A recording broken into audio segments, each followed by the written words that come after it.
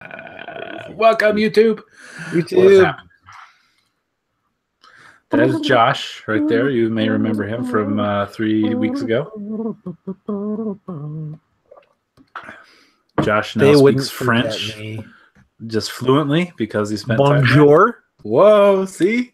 Told ya. Okay.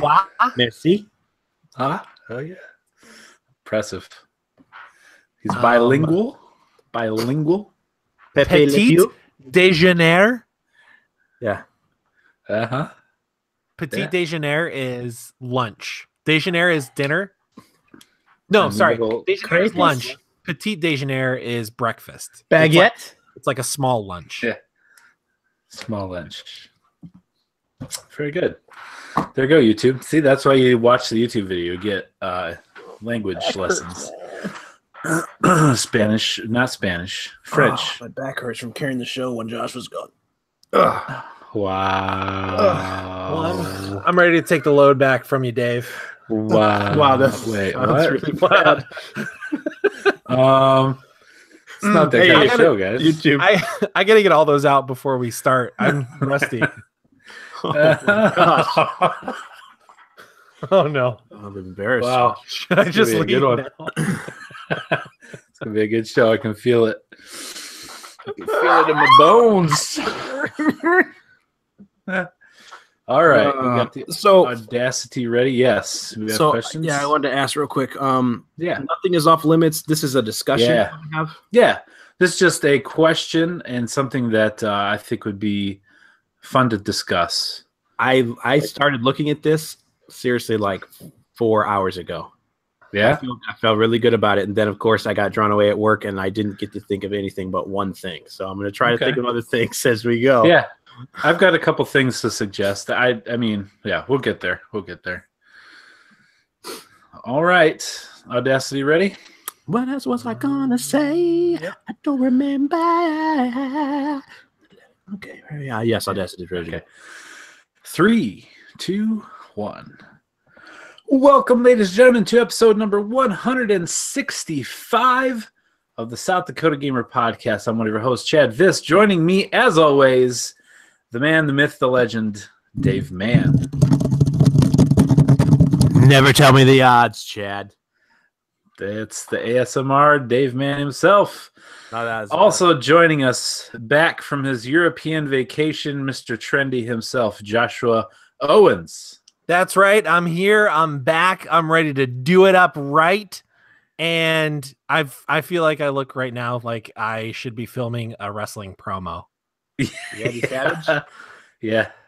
Oh yeah. If you're prone to epileptic seizures, that's Kool-Aid. Maybe.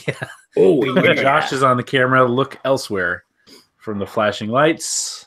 Right. He's been in Paris, so he's a little more refined than you and I. I'm cultured. I'm cultured now. Yeah. He went to the saw some cool. The Louvre. The Louvre. What video game things did you see in Paris, if any?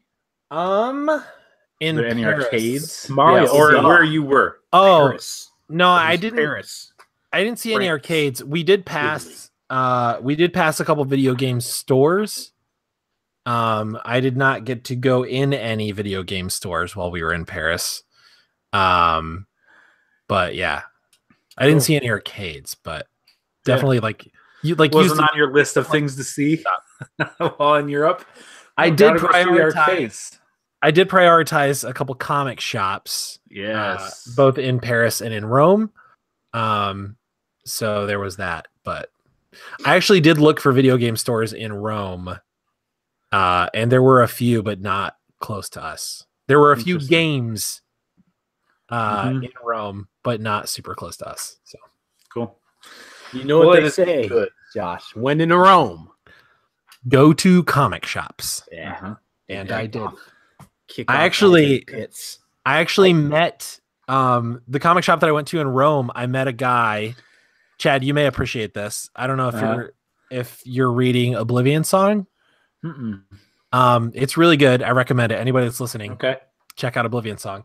But I met a guy that went to school with the artist on that comic. His name is That's like cool. Lorenzo something or other. He's definitely Italian, but yeah, like he spoke very broken English, but we had enough in common to like know what each other were talking about. And we found out we were both big Rick Remender fans, and so we bonded over that. Cool. So yeah, it was cool. It was I made a Italian friend and an Italian comic. Nerds are nerds no matter where they are. Yeah, it's pretty great.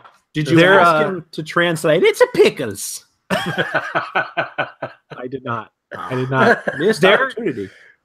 Their comics over there, this is such a tangent, but their comics over there, they do sell individual issues.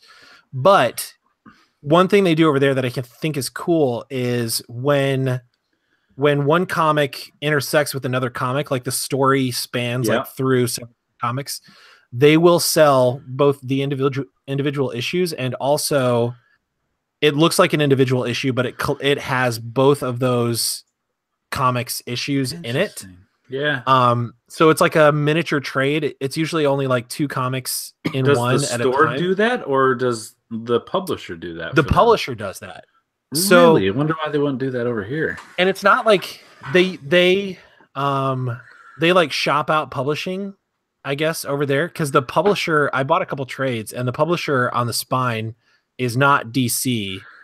It's like published by somebody else, but they're DC Comics and Marvel Comics, but they're like actually printed and published by another company. So it may be that company's choice to do that. That's a good idea. Well, the guy said like it's hard because like people get discouraged when stories span multiple comics. So he said, from what he understands, what they've told him is that it's in an effort to get people to actually still buy the comics. They cost a little more. It's like $1 or so extra. Sure. But to have both of those issues in one place, so you don't have to buy the 2 separate comics. Yeah, good idea. But smart. Yeah, he was a cool guy. Come on, US. Lots of manga. Like over half the store was just manga. And then there was like one small room for like comics and trades, and then another small room for like action figures and stuff. But tons of manga. That's interesting. Yeah. I'm interested in the Japanese comics. That's cool. You like them, isn't that? So I'm still confused about that. I mean, I heard you say it a bunch of times, but over there, where you were, their whole store was filled with Trump memorabilia. Yeah. It was all MAGA. Oh, manga. Yeah, with an N. Manga. Japanese animated or Japanese cartoons. My guys, I'm bad. It's okay. My bad. That's okay. Let's jump into there's comic talk, and I would take a good podcast only on comics if you wanted to. Unfortunately, you sold your comic store, closed it down. Yeah, I closed it down, so I can no longer talk about comics. No, I closed it down. So bailed on all comic book lovers, dashed their hearts upon a stone. Yes. Stepped on them, so all the blood out into that is my wow. You should write a comic about that. Yeah, I know. That's my allotted time for comics in this month. I can't talk anymore about it. So we're going to jump into this podcast here. Just a quick reminder, next week we are having our retro specific video game podcast. It's only going to be about video games that came out basically PS2 era or earlier.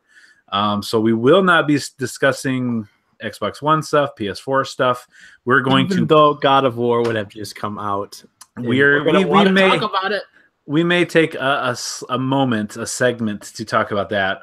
Or if something amazing happens this week, we'll obviously address it. We could talk about a retro game, God of War 1, and then there you go. Segue into great transition. So if you have any questions, into God of War. God of War. Josh Gad.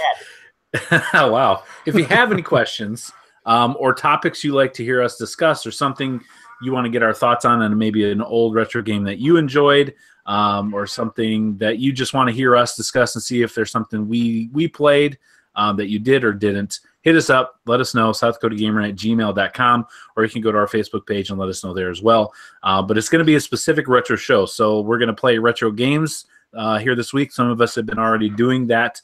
We're going to discuss some of our favorite games We have some cool things to talk about, and if you want to add something to that, definitely feel free to do so. So that's coming up next week, so get us those emails. We would appreciate it. Let's move along with this podcast right into it. The new releases for this week, as Dave mentioned one of them already, but we're going to get into it, brought to us by Papa Andy. And the word of the week, I don't know if you had a chance to listen, Josh, but Evan filled in very well for you. I know you're a big fan of that Evan Steele. Love that guy. Yeah, he did great.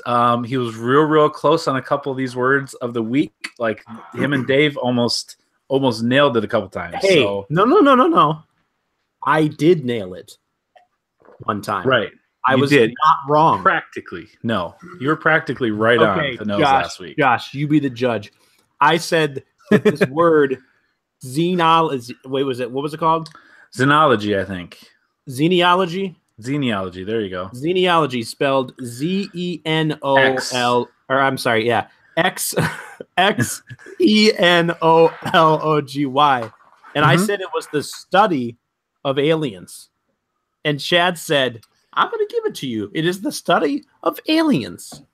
Now, I may have also said, I may have specifically said xenomorphs from Ridley Scott's Aliens, but I did say aliens. Yeah. And it is the study of aliens. Stuff. Interesting. That's correct. Got it. So this week's word. So this week's prize goes to me. Yes. Congratulations. You win the Nobel Wait, Prize. there's prizes for this? Yeah. Yeah, he just got it. I just sent it to him just now, and he just received it. Come on. Good job. It's a special toothpick with an orange plastic thing on it.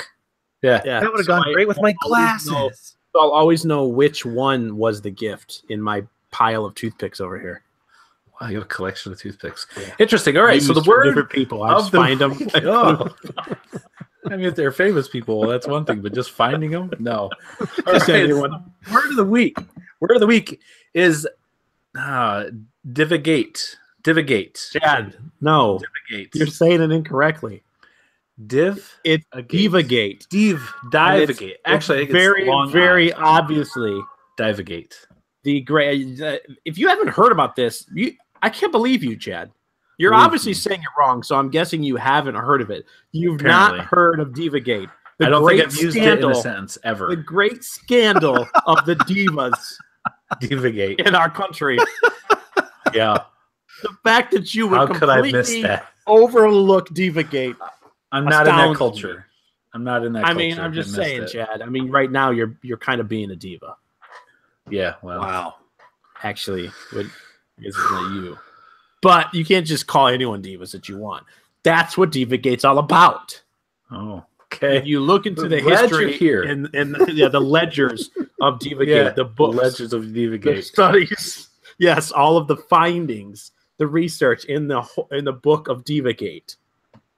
It's like, imagine me in the video. Oh, do we have to holding the book of divagate? Yeah. All right. And it's a ledger of all of the divas that were involved in the scandal to help.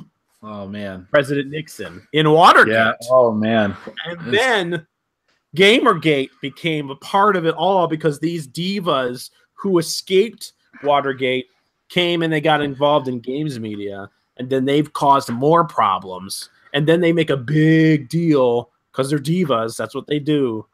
And, I mean, Chad, come on, dude. Yeah, it's all interconnected. They're the ones behind 9/11. They're the ones behind. Josh, you got anything different, or are you on board with how this train is rolling right now? JFK on the grassy knoll. All right, I'm going to take a shot at the moon landing. The moon, yeah. I'm gonna go in just a slightly different direction than Dave. Now, I'm not saying that Dave is wrong. I just want to make sure we've got all our bases covered between the two of us, so that we get it. Between the two of us, we'll get it.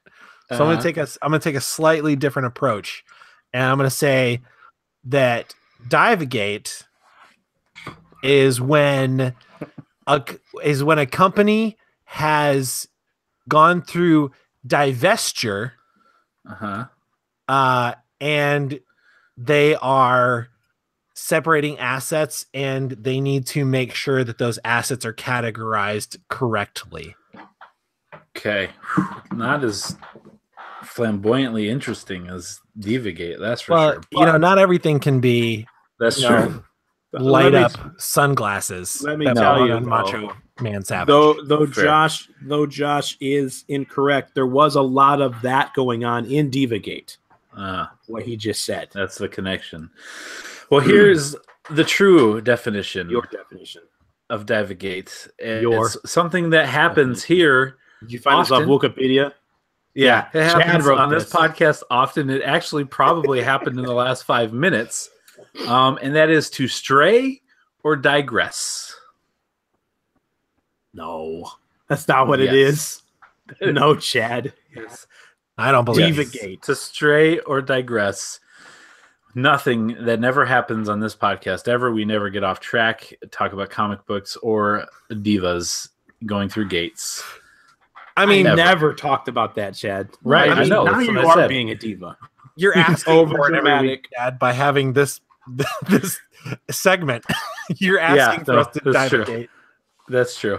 So, to get back on track, Dave, why don't you let us know what the new releases are for this week?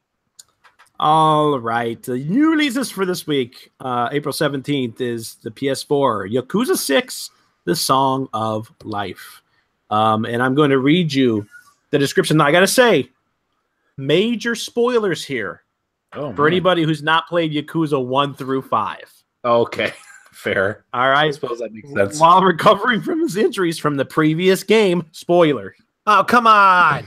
A hospitalized Kazuma Kiryu is approached by the police who plan to arrest him for his past crimes. Kiryu chooses not to resist their arrest and willingly spends 3 years in prison in order to live peacefully with the children he had fostered. Upon being released, Kiryu discovers that Haruka has seemingly gone missing. No. Kiryu returns to Kamurocho to search for Haruka, only to find out that she has been left in a coma after a hit-and-run incident, and that she has a newborn son, Haruto. Unsure whether Haruka will recover from her injuries, Kiryu travels with the baby to Onomichi Jingacho in Hiroshima to uncover the mystery of what happened to Haruka during his 3-year absence. Wow. So I'm assuming that... I feel like I don't even need to play the game now. Yeah, I'm assuming these games are very, very, very strongly interlaced to where you can't play... I'm sorry, listeners.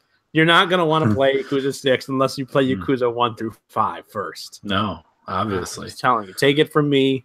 The guy who knows. Yeah. I mean, the guy who knows about games. That's coming out on April 17th for the PS4. On April 19th for the PS4 and Vita is Metal Max Xeno. Xeno? Aliens? Yep. Metal Max Xeno. Humanity is on the brink of extinction. Half a century ago, a mother computer known as NOA, or Noah, became sentient and almost destroyed humankind. Noah's destructive reach has even reduced Asia's largest metropolis, Tokyo, to rubble.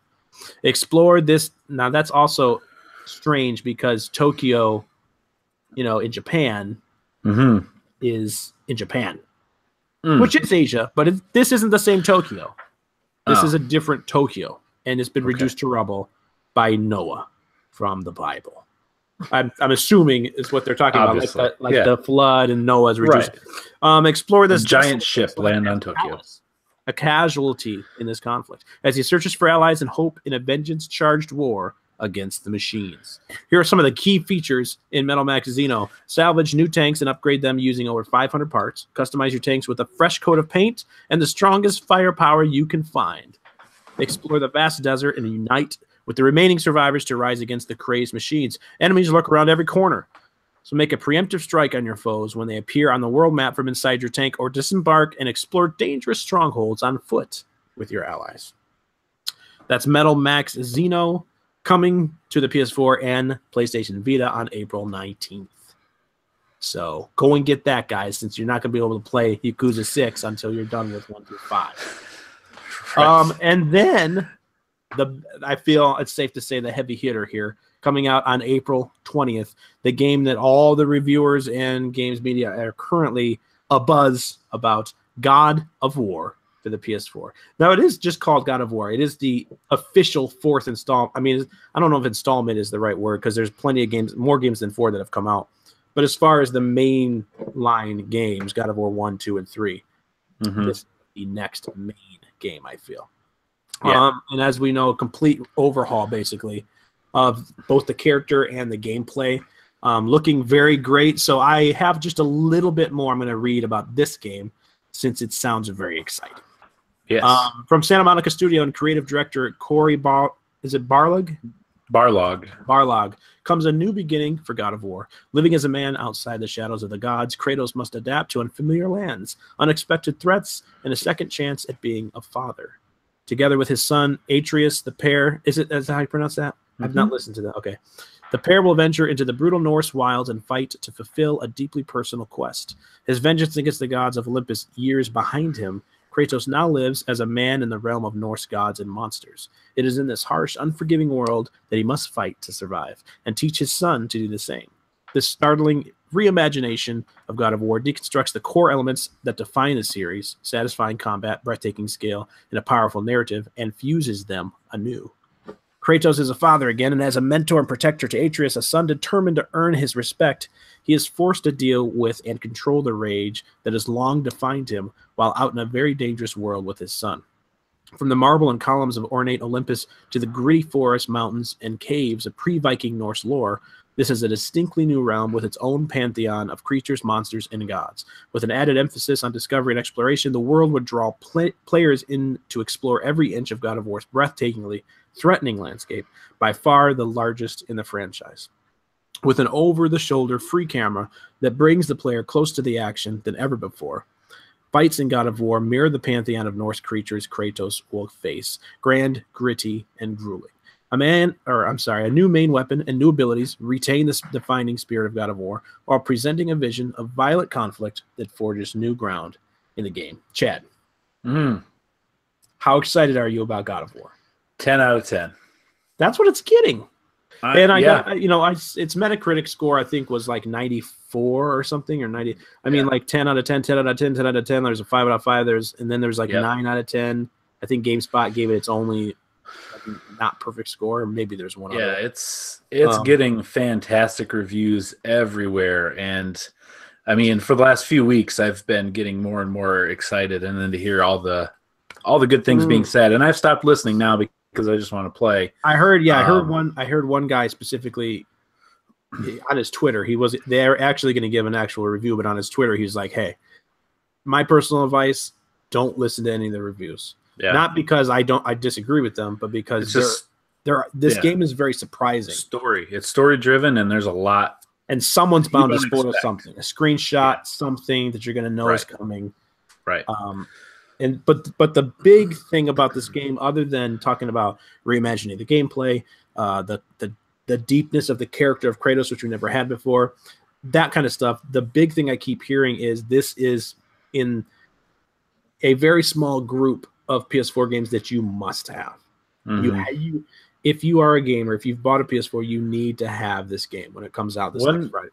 One may wonder if it's worth getting a PS4 just to play this game. I mean, obviously there's other games to play that are worth it, but if you don't have one, why would you want to miss out on this? Yeah, I'm sure there's a lot of people that have been on the fence that this game's going to pull over. Yeah. Whether they're people that want two consoles or they're getting rid of one and switching over to the other one. This game probably will make that happen for a lot of people. So I know we're going to talk about it a little bit later in the news and reviews, but we can talk about it. All I want to talk about there was just the hype, how excited we were for it. So we kind of already touched on that a little bit, but we will, like you mentioned, we probably will spend a little time next week talking about it since it comes out this Friday. And I do plan to play it quite a bit. My wife is having a meeting for a couple nights, so she's going to be gone basically all day Friday and all day Saturday. Now I will have 3 children to take care of myself, which that doesn't always, give you a lot of time to play, but I should have more time than usual being at work. So this may come as a surprise, especially to Josh. I got a call or a text message the other day from a friend who said, would you be interested in working a job this weekend in Kentucky and Tennessee, I think? And I said no. And the reason I said no is because God of War. Yes, well, no, it's for Gunther. Wow. Oh, No, I The was return of told Gunther. I was told Gunther would not be there, which immediately makes it more appealing. Sure. So I will just basically get to go out there and spend time with people that I enjoy being around, make some easy money. But because this is a single player game and I don't need to be online, I'm going to take my PS4, plug it into the hotel, and just play this game. I can't wait. Sleep a wink all weekend. It'll be Play awesome. and sing. Oh, it'll be awesome. Do you guys think? And it seems like we've got a few coming, but do you guys think this will be one of the Last of Us-esque games, like towards the end of the PS4 life cycle, where like this game really takes advantage of and shows off what a PS4 can do? Do you think it's going to end up being like one of those types of games? Without playing it, it sure seems that way. There's IGN did a video of E3 stuff, and then next like E3 presentation a year ago next to the actual gameplay, and the significant improvement just in that amount of time. They've obviously fine-tuned, what they did. So yeah, I bet it'll be up there. The thing is, if we still got a couple more years left, we could get other games that even surpass that. But it sounds like this. I hear people, especially people that are fans of The Last of Us, saying stuff like the relationship and the playstyle between Kratos and Atreus is a really good take on the Joel and Ellie format or structure or whatever. So people are talking about, he's not dumb. Like Atreus is not a dumb AI. Just like I have lots of stories about playing The Last of Us, and Ellie literally saved my, like playing it on hard and not crushing. That's Uncharted. Can't remember what it is. But anyways, Grounded, I think is what it's called. You don't have a meter, you don't have the sense and everything. And I had no bullets in my guns left, which is something I love about The Last of Us. But in Grounded, you don't have a thing that tells you how many bullets you have left. You have to remember. Okay, I'm carrying a 6-shot revolver or whatever. If I fire 5 bullets, I have 1 bullet left or whatever.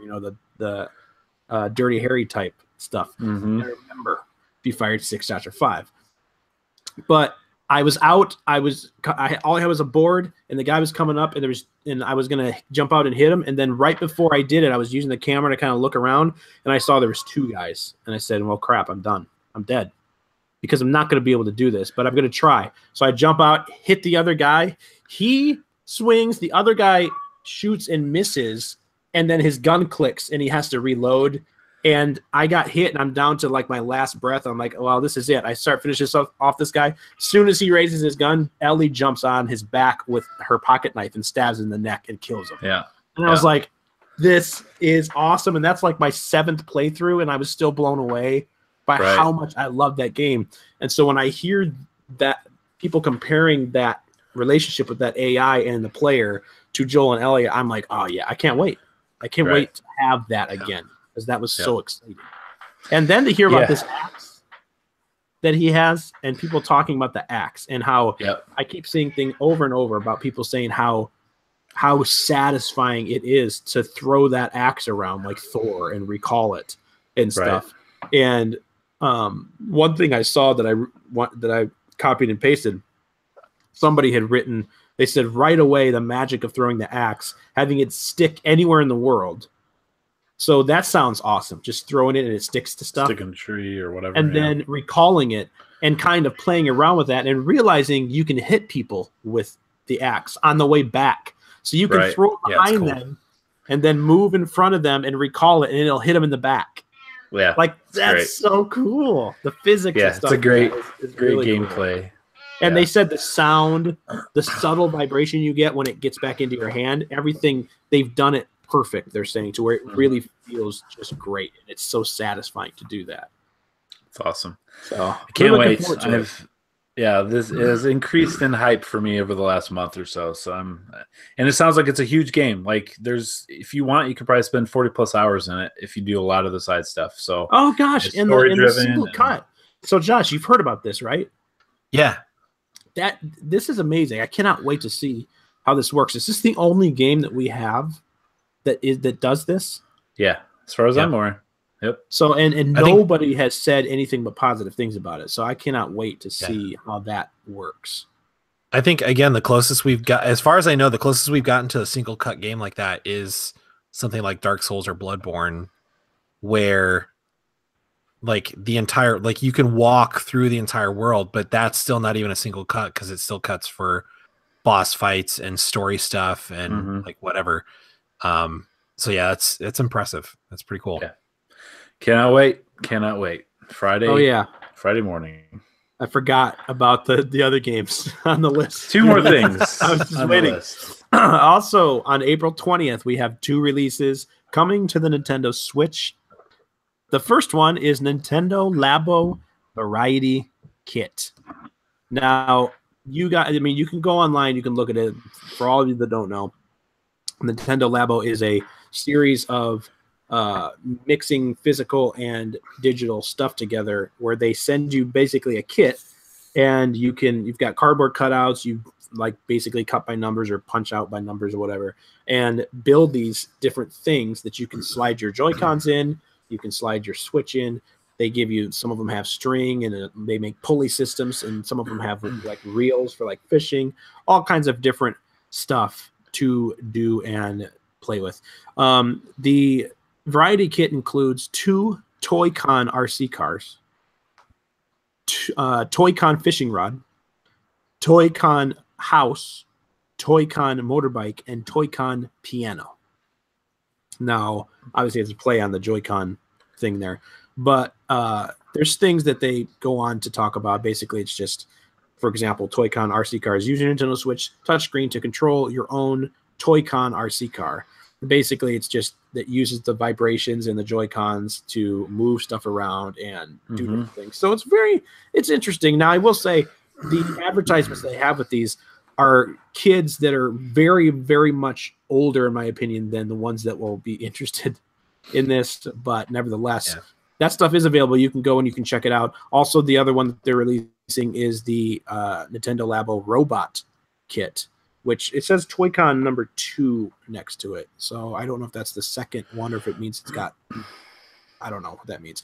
But it's basically the instruction, or the description on this one is to strap in and power up, build a backpack and visor that lets you control a huge on-screen robot, then smash buildings, fly, transform into a tank, and much more. So this is one where you actually build a backpack that you put on, and you have like a visor that flops down on your face, and you're basically controlling it like it's a VR type thing, except you're looking at it on the screen.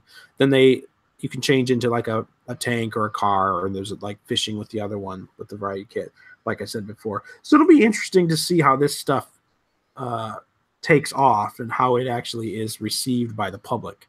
Of course, Nintendo's known for its crazy, weird takes and toy company. Innovative thinking. Yeah. So, what did I hear? I heard this on a podcast, I think, the other day, that the Nintendo was actually around in the 1800s. Yeah, but it was what were they doing back then? I can't remember. They're making like playing cards or something? Yeah, that's it. Yeah, you're right. Yeah. I think it was playing cards. And it wasn't until like 1960 or 70 or something when they finally went to like electronics. Yeah, they made toys for a long time. Yeah, that's very interesting to hear. So, I'll check it out. I mean, I'm not saying I'm going to buy one, but I'll definitely keep my eye on this. Yeah, I'd like to get one. I probably will end up getting the Variety Kit just because I feel like it's something I want to experience. I know my kids would probably enjoy it, and I just want to see it for myself. I want to see it in my hands. So maybe not immediately, but down the road. So, all right, very cool. So those are the games that are coming out this week. Let's jump right into what we play. Brought to us by good friend, co-host extraordinaire Evan Steele and his channel. Wow, he was playing. You hear that, Evan? That's Dave's reaction to when you get mentioned. Dave huffs and puffs. You know who's never done that to you, Evan? Who's got 2 thumbs and has never done that to you, Evan? This guy. Evan, who plays hours and hours of Ark Survival Evolved with you? Who built your house, Evan? Who built your house? So speaking of who built houses for whom and played with whom, what have we been playing lately? Josh, obviously we talked about him being out of the country for a while, but were you able to play any video games since you were last here? Since I was last here, yes. I have played 2 video games. All right. Lay it on us. 3 if you count playing the same video game on a different platform. Oh. If you want to get technical. I first would like to say, however, that I now own Ark Survival Evolved, and I still have not been able to play with anybody that I know. So, looking at you, Steel People, and Dave. Why? Just saying. You know, I had the opportunity to play with them last week, and they've got a system and things that they do, and they kind of just left the new guy like, yeah, just craft some things. You got to level up and just, you know, stay with the boat, don't die. So there's a lot of it's a big learning curve, I will say. Yeah. There's a pretty big learning curve. I feel like I learned a few things, but I definitely am gonna have to relearn it all because it's been a while since I played. Like Chad wasn't having fun when he played, but I was trying to have fun. I was trying to have lots of fun. But if we're still doing the Ark thing, I'm in whenever you guys would like to play that. But while I was away, I tried to play Fortnite on mobile a couple times while we were gone, and so I set up like a overseas package or whatever with my with Verizon before we left because I knew we were going to need like directions and different things, and obviously we're going to have to find like the best restaurants and whatever because food is very important. So but internet service overseas is spotty, and it may be because my phone is not the right format or something. They might use a different something over there. But also I only had high speed up to like 2 gigs a day, and then it would reset like every 24 hours. So it was pretty spotty. I played a couple games of Fortnite Mobile while we were gone, and I think the best I did was like 8th or 9th place or something like that. It's, to me, like, it's cool that the entire game is on mobile. I like it, and like I said before, like you can still learn some things about the strategy and whatever. To me, it's a bad way to play Fortnite. It's not the way you want to play it. Yeah. So like I would actually consider getting like a mobile compatible controller just to play that game. But the only reason I would consider getting that is because I feel like if I was using a mobile compatible controller and playing on mobile, I could probably win pretty easily against people that are not using that. So I played a little bit of that. And then before we left, so since the last time I was on the podcast and before we left, I got my first Fortnite win. Nice. On PS4. And I was so proud of myself. And it was just an automatic involuntary reaction. I shot up off the couch, both hands in the air, screaming, "I win," over and over again until my throat hurt from screaming it so much. I'm sure that our neighbors were like, "What is happening?" Must have won at Fortnite. As ridiculous as this sounds, like during like all the March Madness stuff, like these college kids were getting interviewed about like, what does it feel like to finally make it to the the top 8 or like the Final 4 or whatever. And they were like, well, it's pretty cool, but still nothing really compares to like my first Fortnite win and all this stuff. And I was like, come on, get out of here. And I sort of get it now. Like, everything else in my life has felt empty since I won Fortnite, and I've fallen into a deep depression. Never meeting ever again. Oh, that's great. Saw the Eiffel Tower and like, I'm like, whatever, could build to the top of that in Fortnite. Yeah. So it was, but it was very cool. Nice. It was a unique win. Like the circle was closing in on the lake. Like I was in the lake by the very end. Like there was no cover, like you're just out in the middle of nowhere. So it was cool. It was interesting. But yeah, so I finally got my first win. And then we got back Friday afternoon. So I had like a couple days over the weekend. So I went and traded in a couple games at GameStop to get Far Cry 5. Nice. And I've been playing that a lot. Like I pretty much all I did for the rest of Saturday and part of Sunday was play Far Cry 5. It's an easy game to just get sucked into and continue and keep going and going and going. It's so good. And there's so much to do, but it never feels like it's overwhelming. You're just like happening upon side missions that just get logged away and you can go back to them whenever, like the whole time. Like while you're on a mission, you'll like come across like a landmark or a stash or a person or something, and it like marks it on your map, and then you can go back to it. So you never run out of things to do, but it never feels overwhelming or too densely populated. And I have to go on record here. I know I was saying it in our text message thread. I have to go on record here and say I disagree with Jeff Gerstmann. So come at me, Gerstmann. Yeah, sure. But he was debate. It's all over these little podcasts. Far Cry 5 debate on South Dakota Gamer. Oh man, that'd be so between cool. Josh Owens and Jeff Gerstmann. Right that here. would be. I think I would be. I think I'd be so starstruck. Josh will donate $2,000 to a charity of your choosing if you win. Yeah. Yeah. Jeff. Who's the judge? Yeah. Me. Okay, Dave. Yeah. All right. Yeah, bring it on, Jeff. No, but like Jeff on one of their episodes, like a week or two. Well, it's been longer than that, I guess, ago now. But he was talking about like, so the it's no secret that the kind of story behind Far Cry 5 is like the rural America and like this like super religious, like far right wing, like ultra like crazy cult like arises in this little town, like secluded town in Montana. And so that's kind of what the story revolves around. And Jeff was talking about how like the game seems to like get close to saying something meaningful and then like it'll pull back and like do something like wacky or like counteract it in some other way to like alleviate the tension instead. And so he had problems with that and was kind of like wishing, I guess, that they would have just been like sort of serious about it and like said something meaningful.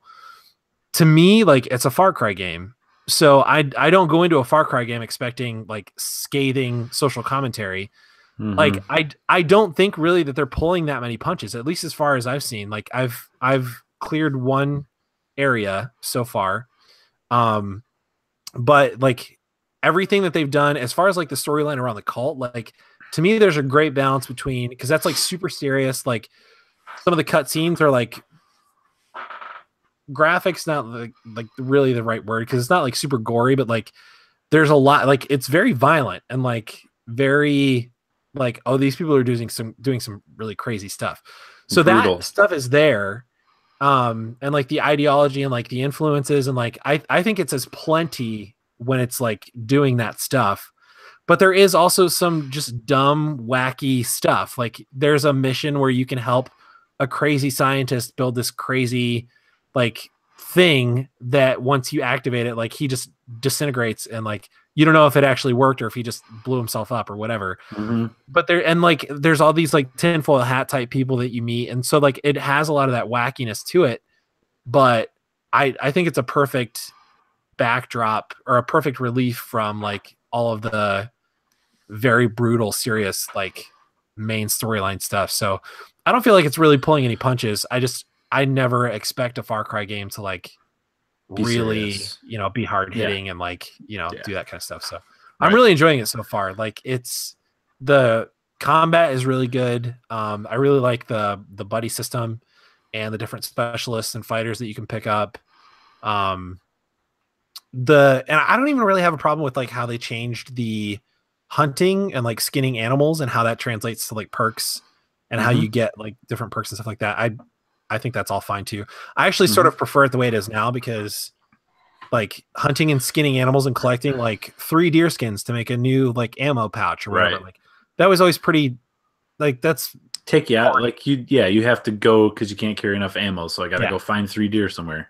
Yeah. So like if I'm completing, like if you just call them challenges and say like skin this many bears, like kill this many people with a flamethrower, like at least that's very straightforward. Like I already know it's a video game. You don't have to like fool my brain into thinking I'm going hunting. You know, like Right. I don't need that. So, I don't know. Like I haven't found anything that I don't enjoy. Well, the one thing that I don't enjoy about it so far, and you can speak to this too, Chad, because you also played it, but like the AI, speaking of smart AI, the AI in Far Cry 5 is helpful dumb. Yeah. It is so very dumb. Yeah, and they like do dumb things. So the one I've mainly been sticking with is the dog. Yeah. Because it seems to be the least dumb and the most helpful of any of them. It marks enemies, like without you having to like break out your binoculars, it marks enemies automatically, so that's helpful.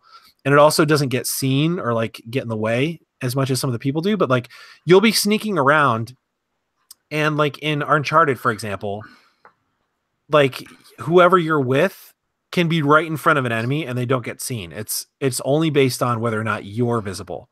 Mm-hmm. In Far Cry 5, your counterpart, whoever it is, will just like walk in front of an enemy, but the enemy sees them. And so then it escalates the whole thing, and then your cover's blown, and then you just have to like go in guns blazing. So that's super irritating. And then even if you're like in stealth and you tell your whoever to go stealth kill somebody, they won't do it carefully.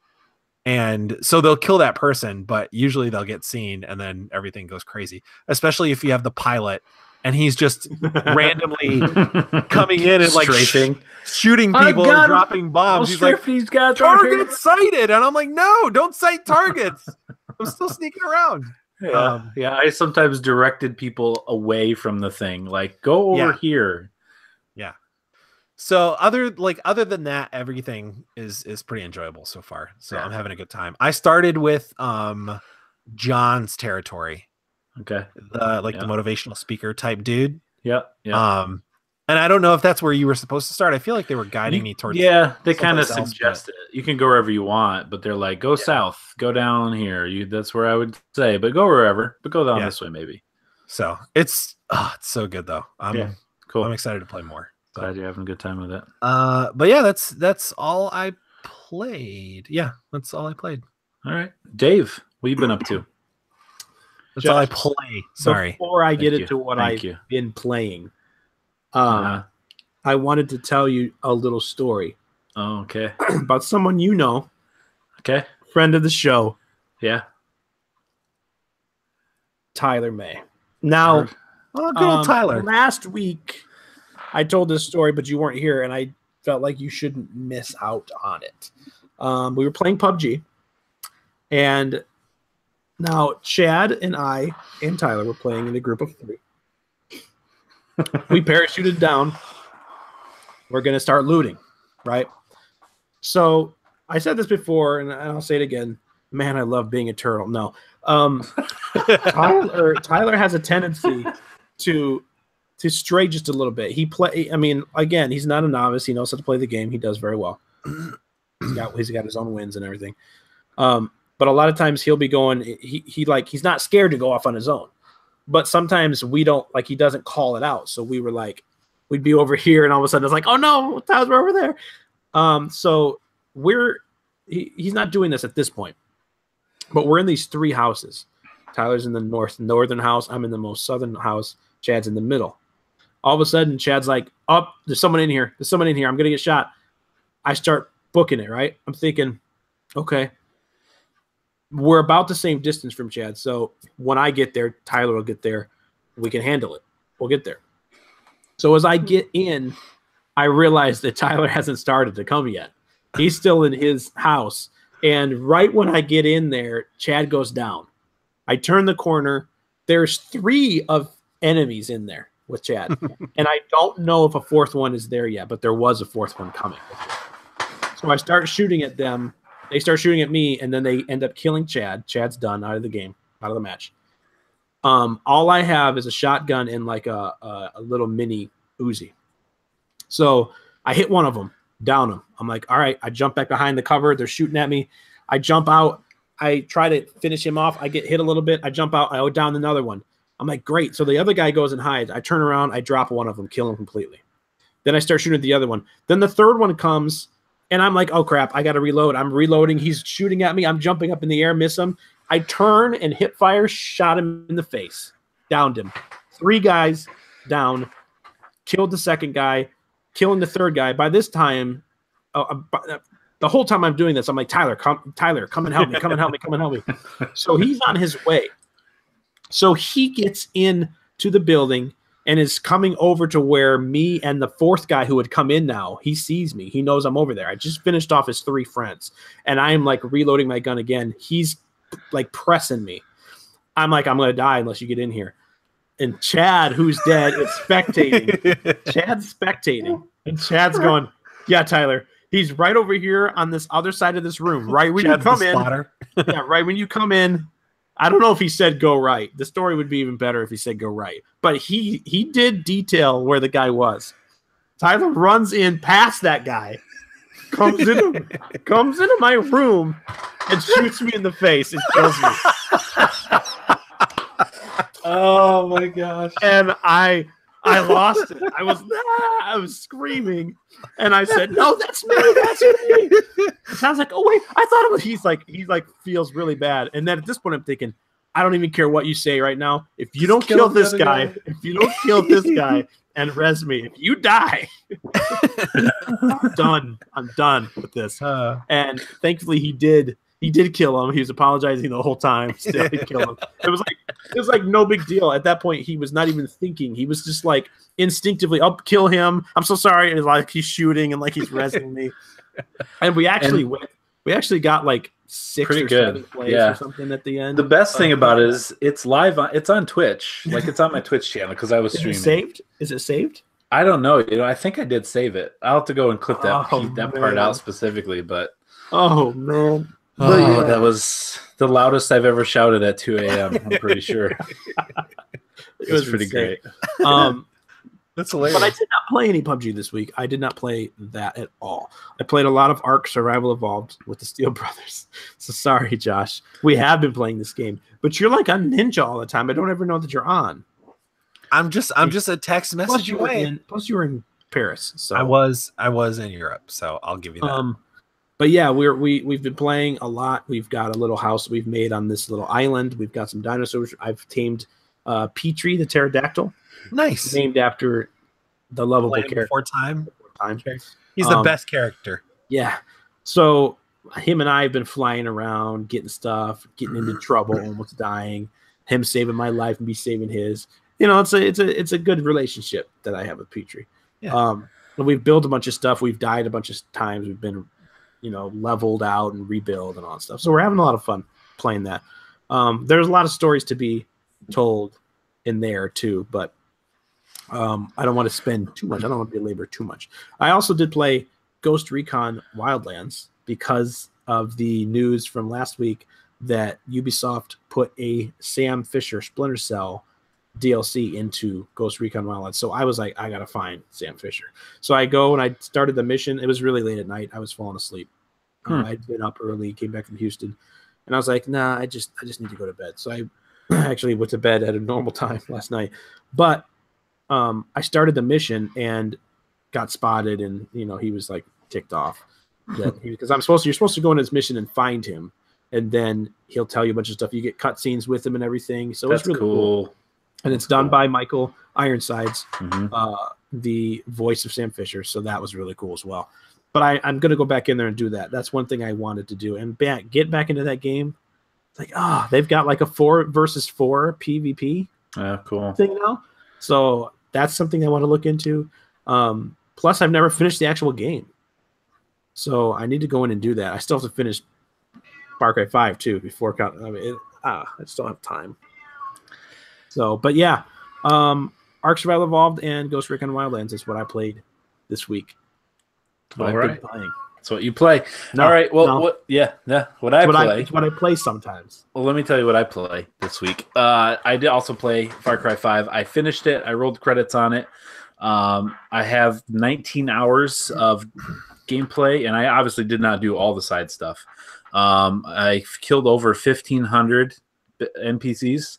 1,544 to be specific.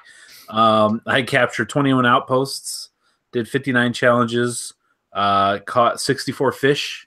I'm trying to get that trophy, and played some arcade mode of that. Which that's weird. the PvP not great.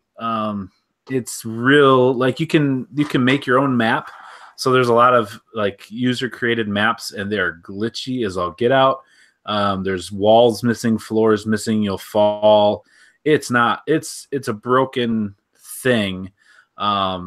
So I only did it because, again, there's trophies related to it, and I just kind of wanted to see what it was, and it's messed up. It's not great. So I did that, finished it. I would like to talk. Hopefully, you guys can both get to the point where you finish the game, because we need to talk about the ending, because this is another game, just like Shadow Colossus. I need to discuss this. I need to talk with someone about it, because I'm not going to give any preconceived notions to you and how you should feel about it, but I need to talk to someone about how it ends. So interesting. Hopefully you guys will get to it and we can discuss what happened. So I played that a little bit. I did play Ark with Dave. He said I didn't, and see, it was Evan, and I think it was Paco, right? No, it was Jordan. Was it Jordan? Okay, it was Jordan. Is the tribe owner. Right. Can add you. So yeah, I was not part of the tribe. So, and only Paco can add you to the tribe. So I was a non-tribe member hanging out with these guys the whole time.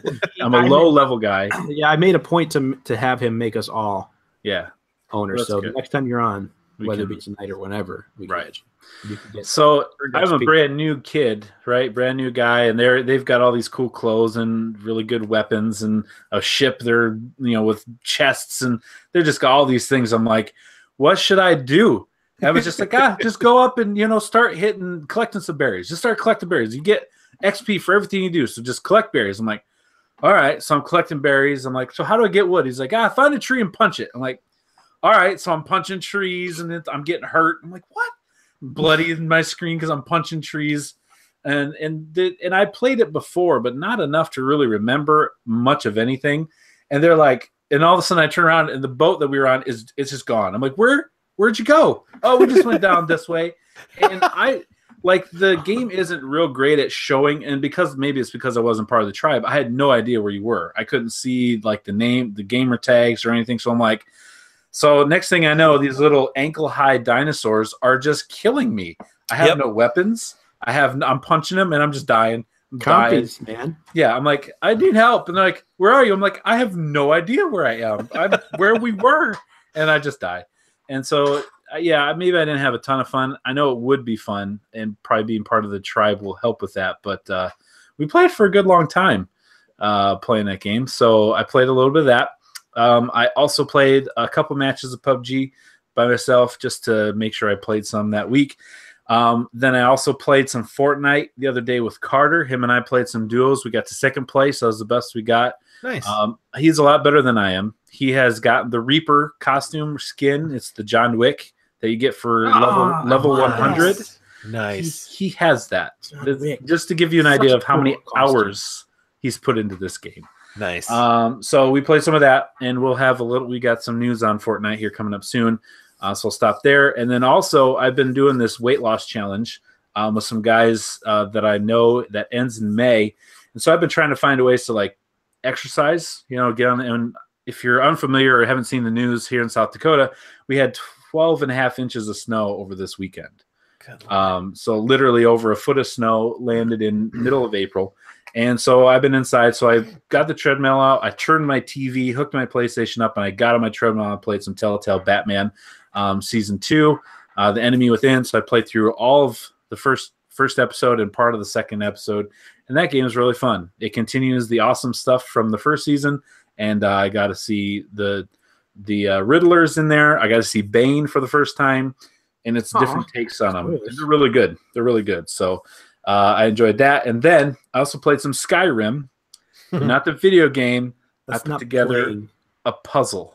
That's not a game. So it is too. It's entertainment. That's different than a game. Okay, it's a different version of entertainment. It's like it can be a edutainment. Yeah. So because of the snow, literally the city police recommended zero travel on this last Saturday because all the snow. We had hail and then ice and then snow. And within a day, there's thunder as well, thunderstorms beforehand.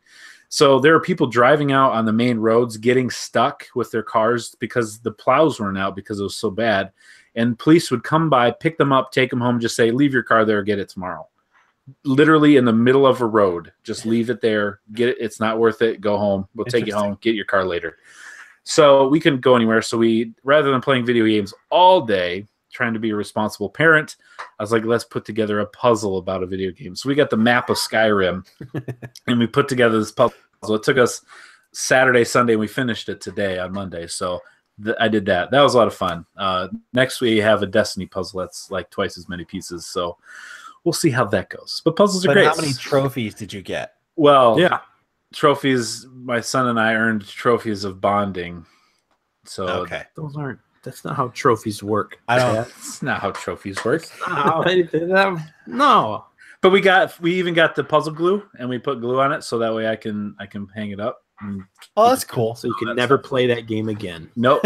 One time and done. You just delete it off the hard drive. So those are the games that I play. That's going to bring us to the news that you can use if you so choose to do. All right. So there are 9 items on the news list this week. First one is considering and related to Fortnite. As I mentioned, Carter and I playing. Again, he has made it to level 100 of the Battle Pass Season 3, which is the season that's currently going on. So we talked about a couple weeks the meteor that's coming. Like, what's up with that meteor? Evan had a lot of insight onto what that is because he plays quite a bit on PC. And he gave us some theories out there, and they sound like a lot of them are valid. And so I picked Carter's brain because, according to him, he knows everything there is to know about Fortnite. Like, he literally said that. He goes, I know everything about Fortnite. I'm like, really? Everything? Yeah. I feel like we need a guest spot on the podcast. I love how you said that. Really? Everything. Yeah. And he's confident in that. And I probably, with us three, as much as we play, we could probably ask him questions that he probably would know as more than we do, just because he's played so much. So I asked him, I said, what's up with this? What's up with this thing? What's your theory? What do you think's going to happen? And when he gave me he thought, Dad, it's not what I think's going to happen. This is what's happening. When he told me these things, I looked it up. Like, I looked up what people are saying, and he's kind of spot on with some people's theories. And he doesn't have access to Reddit, right? He doesn't go online and check out things. He doesn't have that. So him and his buddies have been talking a lot about, maybe they do. But here's what he's thinking. Season 3 is done in 2 weeks from today. It's got 14 days left. They've done the medieval thing. I think with Season 2, you could be the knight and get all the shining armor. They did some space stuff where you started off with a space suit. He thinks the next season, Season 4, is going to be like caveman or like, dinosaurs, that type of time frame are the suits they're going to use. Or extinction, and he thinks that comet that's coming is going to hit Tilted Towers, which is the place that everybody wants to go. He calls it Tilts. It's not Tilted Towers. Don't use the jargon. Does he also call it Za instead of no?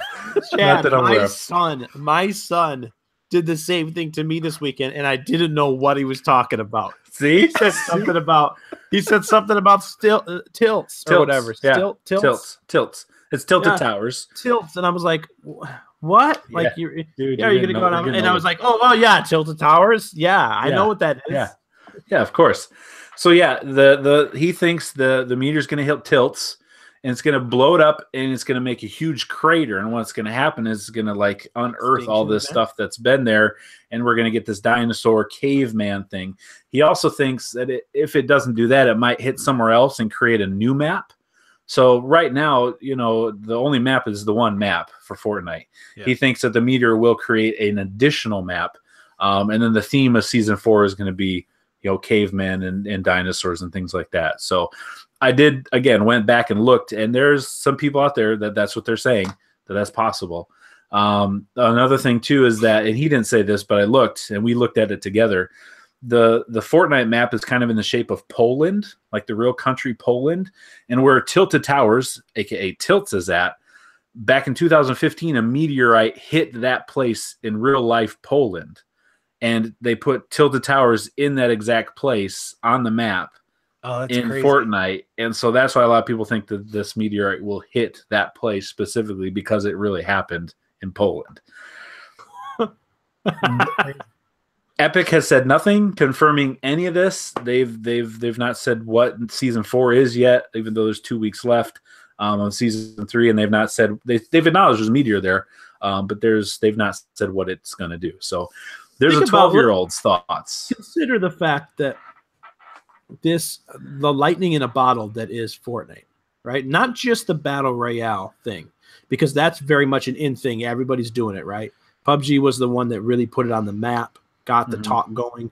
Fortnite came along, and they really have something special where you've got this, like, not on the level of Star Wars or something, but you've got these theories out here, people talking about what's going to happen in this free-to-play mode with no story on some game. Story at all.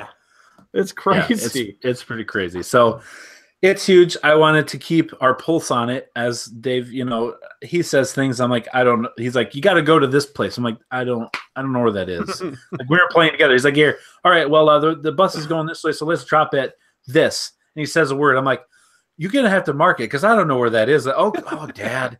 Here, it's right here. Okay. He's like, just follow me. Just follow. And I'm literally following my 12-year-old. And he makes some 12-year-old decisions, like shooting at people and not flanking. Like, some of the tactical stuff isn't really there, but he knows the map. He knows where to go. He knows where the treasure chests are. He knows where things are at. There's certain, like, challenges that you can do to unlock other skins. He's like, okay, you haven't done this one. Here, let's go over here. We'll land here. You'll get this. I'm like, I have no idea how he figured this. He just did it all. He's just played so much that he knows it all. So I want to make sure. How is his actual like record, like as far as competing? That's a good question. I don't know. I know he's won some. I don't know if he's won any solos. I know he's won duos, and I know he's won some squads. Like, I'll watch him play and be like, oh, that's a dumb decision. But he's just, for him, it's more fun than like, I gotta win. He's just having a good time and laugh. And then when he plays and he gets into a firefight, he'll be sitting on the couch. He'll jump up, and he is jumping up and down, trying to shoot. His legs kicking out, and he's like shooting at the guys. And you'll hear him upstairs. That's I'm amazing. Down. I need help. I'm down. I need beer. There's a guy over here. There's a guy over here. Get him. It's just like, oh my goodness. Oh, great. It's crazy. So we'll continue to keep our pulse on the 12-year-old Fortnite community and see where this game goes. But it's crazy the zeitgeist that it's taken over. Cecilia has been making fun of me for how much I've been playing Fortnite as of late, because of the fact that, like, at her dental office, all the kids on 11, 10-year-olds that are like just can't. That's all they talk about Fortnite, and she's like, "You realize 10-year-olds play this game?" Yeah. And I'm like, yes, I realize. And she's like, you realize that 10-year-olds have solo wins in this game already. Yeah. I'm like, you know what? Just get like out. Me. Stop talking. Well, that was before I got my win. And now I'm like, you know what? They got nothing on me. Boom. Right. I won too. So yeah. It's like, well, I mean, like, Fortnite matches ages, like, what they look through, they find your age, they match you with other age groups. I mean, it analyzes gameplay, and it, like, matches you up against people's skill level. So, like, it's just crazy that being free, that it's just skyrocketed. I think that's a big part of it. Obviously, being free has made it where 10, 11-year-olds can play, and their parents are like, yeah, it's cartoony. Go ahead. It's free, whatever. But yeah, so there you go. Fortnite. Let's move on. It is fun. And I'm not that great. I'm not as good as I am in PUBG. I feel a lot better in PUBG than I am. And I'm not great there either. So moving on. A Way Out, the Prison Break co-op only game, has sold over 1 million copies in the first 2 weeks of being out, which is pretty impressive. I mean, not bad. And being the fact that only one person needs to buy it and another person can play it, they've sold 1 million copies, means that at least 2 million people have played it, right? So pretty impressive. Next, Xbox is announced some more backwards compatible games coming to the Xbox One, being OG Xbox games. So they've announced, I think it is 16, is that what I said? 16 or 19 new original Xbox games being backwards compatible on the Xbox One. A couple of them caught my eye and make me really interested in playing. I'll read through them here. On April 17th, which is tomorrow, you're going to be able to, if you have the game, just stick the disc in. If not, you can buy it on the store. Blinks the Time Sweeper, Breakdown, Conquer Live and Reloaded. This one I'm excited for. The Elder Scrolls 3 Morrowind. I never played that game. Now, I'm sure it's not great. sure it doesn't hold up. I'm sure it doesn't look awesome. But I can go play Morrowind, Elder Scrolls 3. Hunter the Reckoning, another one that I'm really excited for, Jade Empire. That was a fantastic RPG done by BioWare. Yep. Set in like Japan, ancient Japan. Panzer Dragoon Orta, and then SSX 3. Those are coming out on the 17th. On April 26th, we've got the rest of them. We have Destroy All Humans, Full Spectrum Warrior. Here's a good one. Mercenaries, Playground of Destruction. You want an open world, just blow everything up. Fun game, Mercenaries. MX Unleashed, Panzer Elite Action Fields of Glory, and then a cacophony of Star Wars games. Star Wars Battlefront, the original. Star Wars Battlefront 2, the first Star Wars Battlefront 2. This one I love. Star Wars Jedi Knight Jedi Academy. Yeah. That one is so freaking good. Star Wars Jedi Fighter. Knights of the Old Republic 2. Uh-huh. Oh my gosh. And the Star Wars Republic Commando. So all these OG Xbox games are going to be backwards compatible on the 17th and the 26th. They just continue to keep adding these things. The only bad thing is there are no trophy support for these. So if you're achievement support, those aren't there. But the games are available. You can play them on your Xbox One. It's pretty incredible. That's so much nostalgia.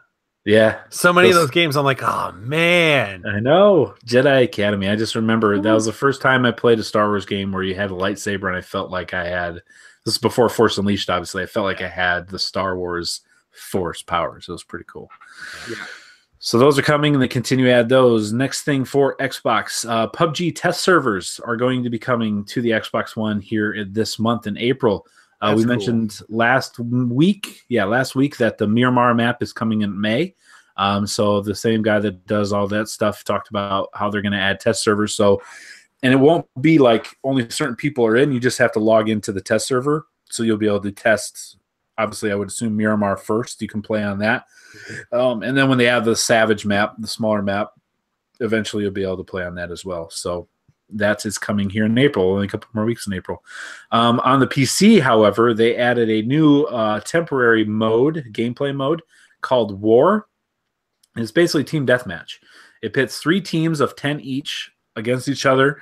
The circle never shrinks, but it's a smaller circle on a specific part of the map, and you do respawn. So if you die, you just drop from the airplane again, and they start you with random guns to begin with. You start with some kind of AR or some kind of like automatic weapon of some kind, a helmet, a backpack, and a vest. And it randomizes it. Every time you die, you respawn, you just drop again. So it's obviously immediate shooting, immediate action. It's a team deathmatch, and whoever gets to the highest point total or the point total that you need to get wins. So there's really no penalty for dying.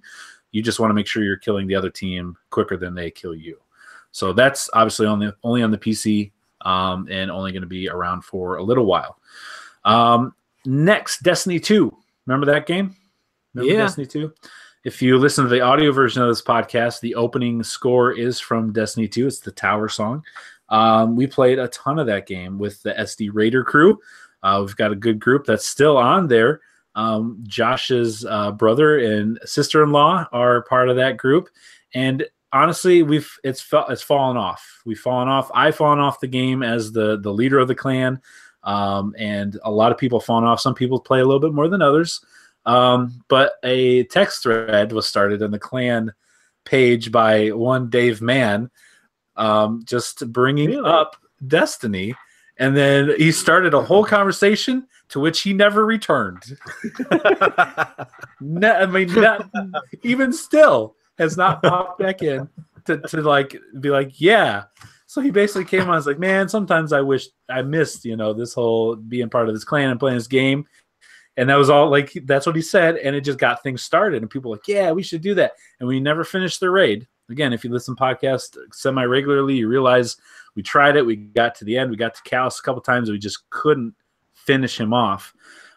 Well, in May 8th, the new DLC is coming out called Warmind. It's a Warmind expansion. It's going to have new story, new guns, new things like that.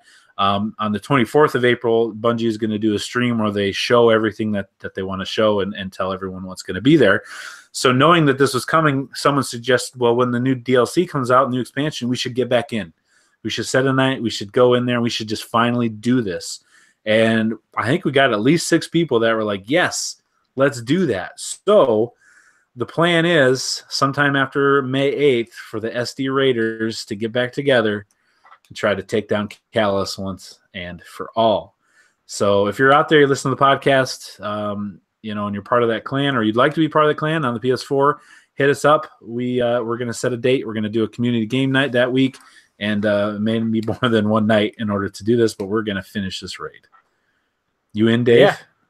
Yeah. Yeah, of course I'm in.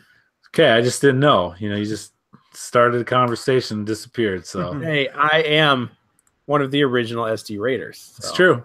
That's true. So there you go. Hit us up if you want to take part in that. Next thing, there's a top secret 2K studio working on the next BioShock game. Ooh, it's big news. This comes from an article written by Jason Schreier as he was working on kind of the failings and the struggles of the studio from 2K that's made Mafia 3. Their attempts to make a Mafia 4 that's been scrapped, and a couple other things that they tried to do. While he was working on this, he found out that there is basically next door to the Mafia studio is another brand new top secret 2K studio working on the next BioShock game. It sounds like it's very early, very small, but it is something that's underway without obviously Ken Levine, but brand new BioShock game. So I wanted to ask you guys quickly, where do they go? What do they do? They've done the underwater thing. They did up in the sky thing. Are they going to try something new? Is it still going to be kind of that horror kind of feel to it? What do you think they're going to do? Well, I feel like they can't go to space because Prey just did that. Yeah, we just did that. It's very similar. I don't know. I mean, I feel like they could still. I feel like if they found a reason to revisit. Will they stay in the same timeline, you think? The same storyline? Connected to Rapture and all that? Or will they start something brand new? What if they do a prequel? Prequel would be interesting. Mm-hmm. I was thinking maybe like some kind of time travel story. Oh, where you pop in and out of all the different areas?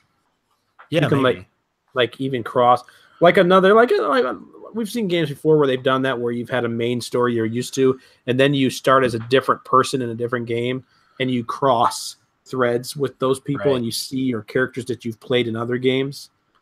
Yeah. That would be cool. So do you think it'd be wise for them to stick with the familiar at least a little bit? Maybe they do something new, but not be like completely like Rapture. Everything those 3 games has nothing to do with that. This is all brand new. Or do you think it's better that they kind of keep a string attached to it at least? Well, I'm sure they're going to do something that's more new, but I don't see any reason I don't feel like that franchise was needing a different direction. They just need to tell a new story. Yeah. Because those are great games. I mean, I like the first one better than the second and third one, but still. Yeah. Very cool. One of the very few horror games that I actually enjoy playing. So horror. It's very light on the horror. I was going to say, what if they go heavier on the horror, Chad? Like, what if they get a little grittier? I would definitely give it a shot because I like BioShock a lot. Yeah. What if they cross BioShock and Outlast together somehow? No, I'm out. Cross streams. I'm out. Nope. Then I'm out. Don't want to be going to the insane asylum with battery packs in the basement. That's you don't get any guns, no plasmids. You just get a video recorder, and you have to explore. You have to explore and document Rapture, abandoned Rapture. Yeah, abandoned Rapture, but you also have to go from air pocket to air pocket. You have an air meter. You have an air meter, and sometimes it's terrible. Just pitch black out in the ocean. Get hit by a zombie, you lose all your rings. What? How dare you? All right, moving on from that nonsense. Hey! I was just going to say on a tangent here, this makes me really, really want a legitimate Lost game. Like ABC's television show Lost. I want a legitimate AAA studio feel like the time for that it might be past. Hey, unless it's just something you call something different and it's got that same feel, but I don't know. But when Josh brought up time travel, which is something that a lot of people didn't like in the show, which I loved. I liked it. It made me think about it. Like, gosh, man, the story in that is so complex yet just beautifully connected. I'm one of the people that love the way that the show ended. I want a game. Have you heard of, kind of on a tangent, the new show called The Crossing on ABC? Yeah, I haven't watched any of it. I haven't either, but it's supposed to be reminiscent of some Lost stuff. I'll have to check it out. Anyway. All right, so on to Sea of Thieves. Dave, did you renew your Games Pass for this month? I'm pretty sure it's automatic. Oh, you put on automatic? I did not. I did not put on automatic, and I have not renewed it yet. So I've fallen off Sea of Thieves. We had a good time the first couple weeks. I am glad I did not pay $60 for it yet. It sounds like, though, that they are going to be adding things to it. So the first content ad is coming here in May. Microsoft announced early May. It's called The Hungering Deep.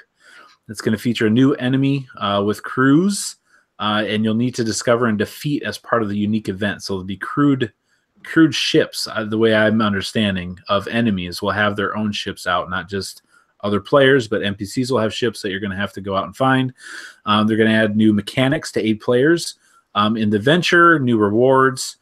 So they're continuing to add, or not continuing, they're going to begin to add things to this game. If you heard us talk about it, we've had a good time with it. It does seem a little shallow, at least in my opinion.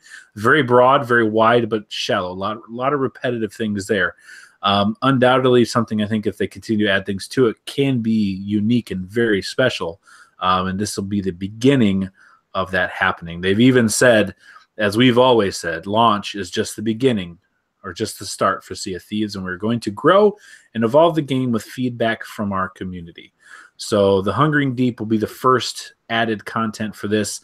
They are going to continue to update it and give weekly events. So there'll be things to do that are different every single week, new sales, new places to go.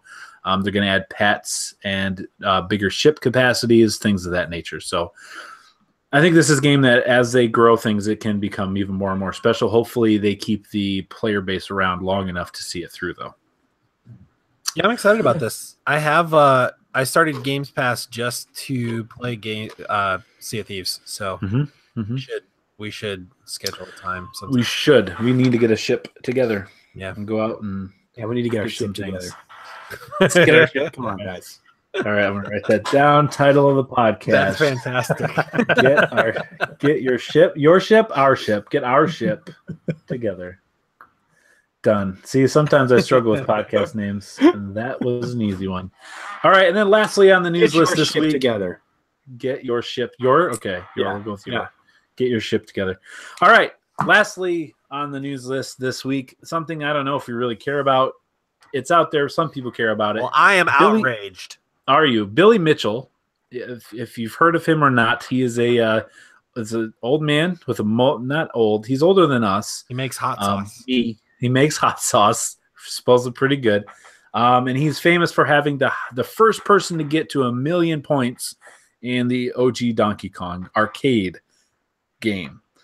Well, there's been trouble brewing, some scandals in the last month or so that he cheated. And was using MAME, which is an emulator and not the actual hardware, original motherboard, to get his 1 million points. There have obviously since then been people that have passed him up, but he was the first.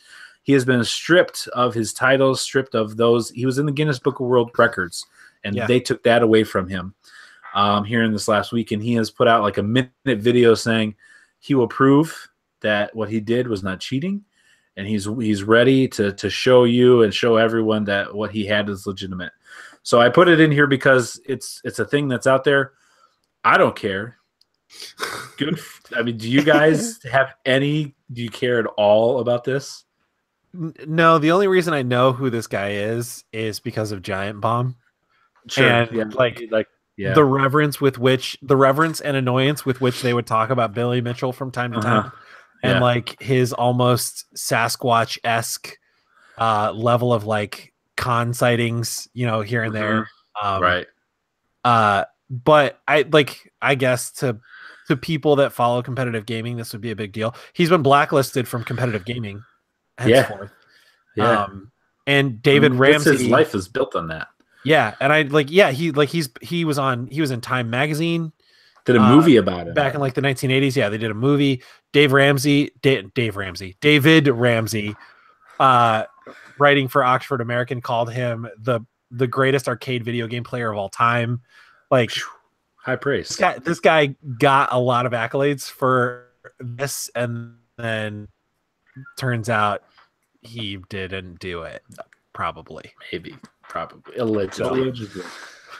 Allegedly. Yeah. So there you go. If you want to know other things about that, probably check other places, because I probably won't. But you should go to his restaurant somewhere in, I think, California or something, and try his hot sauce. Yeah. They took that away from him. Not a euphemism. Apparently. Try his hot sauce. That could be a title too. All right. Moving on. That was the last item. Before we do Game Scoops 20 question, I have a quick question I wanted to ask you guys, a discussion that I think might be fun to have. So nothing is off limits here, but everything is permissible. Yes. Thank you. Assassin's Creed. That's good. Are you going to make this episode? Are you going to mark this episode as explicit, Chad? If nothing. Oh yeah. Well, we're being a little under the radar, so I think you can get away with it. So nothing is off limits, but obviously we know this generation PS4 is way outselling Xbox One. They have the lead in the mind share, in the user base. I did a little research at a couple different places. Some of these numbers are guesses, but from VGCharts.com, which chart all like consoles and things like that, how much have been sold. So far, this was, as I believe, of January or February of this year. PlayStation 4 has sold 77.57 million consoles. Xbox One, just over 37 million, so 40 million less. And then the Switch already has sold just over 16 million consoles. And that's worldwide, across every territory or whatever. So PlayStation has double what Xbox has, even more so. So is there any world, anything that Xbox could do that would help them catch PlayStation as far as consoles sold, or even surpass them? There's been rumors going around now that the PS5 is might be a couple years out, like 2020, fall, holiday 2020 at the earliest. So you're looking at like 2.5 years, possibly, which would put us at a 7-year console cycle, which is what we had before with the last gen. Is there anything Xbox could do? I mean, pull out nothing is off limits. Nothing is off. Like, pull the craziest thing out. What could they do that would even give them a boost to get to that? To get to where PlayStation is, or maybe surpass them? Do they have that opportunity or chance? To even start, I feel like they would need two things for sure. They would need to find out a way either just to take the hit or whatever and have a major price drop. I'm talking like what you can buy them for like $250 right now. The Xbox One X is $400 or $500? $500. The 1 terabyte Xbox One S is $300, I think. I think it's $250. Is it $250 now? I think so. Their Best Buy price might have been old, and I saw it just yesterday. They would need to drop the price. I'm talking like $150. $150 or $199. I guess $199. $199 seems too. I don't know. I keep saying $199. $199 seems too close to the price it is now. I think they drop it, but they also have to find a way to integrate Oculus. They need a VR. They need to make everything. I was just going to say they need VR. Yeah, in some capacity. They need to utilize them. They need to. I don't think that is what propels PlayStation, but I think that they definitely need it. They definitely need to be comparable on all fronts to even have a chance.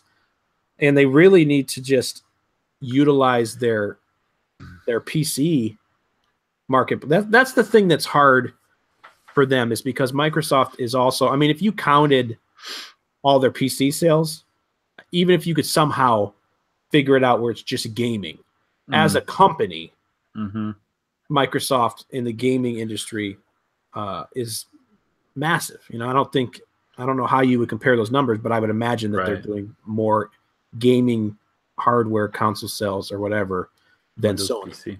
Even though Sony does have computers, but Microsoft is just, they do, but they don't, I mean, they've got stuff that they could integrate, but they still want to keep it separate. They don't want to kill their PC base. And I mean, when we're referring to gaming, right? They have a PC gaming base. They have an Xbox game or console gaming base, and they've been toying with the idea of, oh, you know, playable everywhere. Their games are playable everywhere. Like Josh, we could play with Josh, get our chip together, and we could play with Josh, which is very cool. It's good for gamers. It's good for gamers, which is why all this stuff is good for gamers.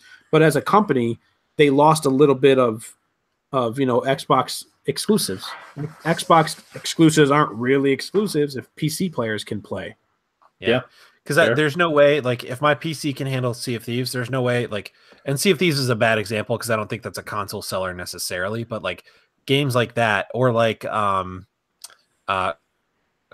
Break, like those that PUBG are exclusives, like I'm not going to buy an Xbox if I can play that on PC and I can play with my friends that have Xboxes. Like, so it's their, I agree, where they're like, they're trying to compete on the console front and sell consoles, but shooting themselves in the foot by doing this play everywhere thing where like their Xbox games are also playable on PC, because like people that have capable PCs are not going to buy an Xbox.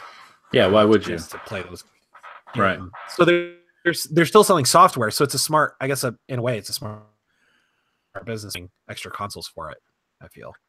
Yeah, that's why I think that they get branded with such a, they're out of touch, because they don't look, it's very obvious. I mean, Phil Spencer does all he can, but Xbox or Microsoft as a whole does not look at it like, oh, it's all we have. Yeah, we're a gaming company. They're doing it to be a profitable company, and they are selling with PC and with Xbox and playing together. You know, you're getting more people to buy in each side. They don't really care as much where you buy it, whereas Sony, that's where you're going to get it, right? And then those Sony computers all have Microsoft's operating systems anyway, so they make money on that front. So they're not. So what do you think as well? Their message is not as good right now.